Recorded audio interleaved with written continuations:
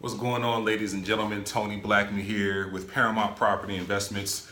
Right now, I'm at a single-family home on the north side of Akron, Ohio. This video, I want to talk to the aspiring real estate investors or maybe seasoned real estate investors in the area.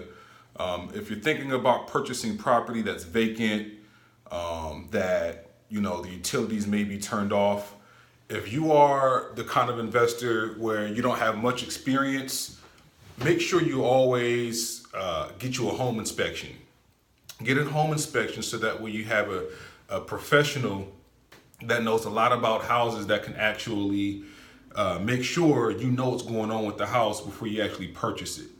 Now, the reason I mentioned vacant homes and bank-owned properties is because a lot of times the utilities are going to be turned off. So if you have an inspector go look at the property, what can happen is the inspector is not going to be able to do his full scope of inspection on the property because he's going to need to test the water lines, the electrical wiring in the house, things of that nature. And if the utilities are off, he's not going to be able to test those things. And electrical work can be quite expensive if there's any issues with the wiring.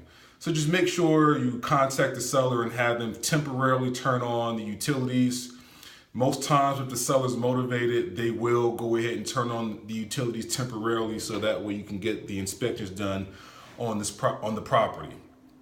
So that's it. I just want to leave you guys with that quick tip. If you have any other questions regarding buying, selling, or investing in real estate, definitely just give me a call, 330-685-2220, or just visit the website, www.investparamount.com.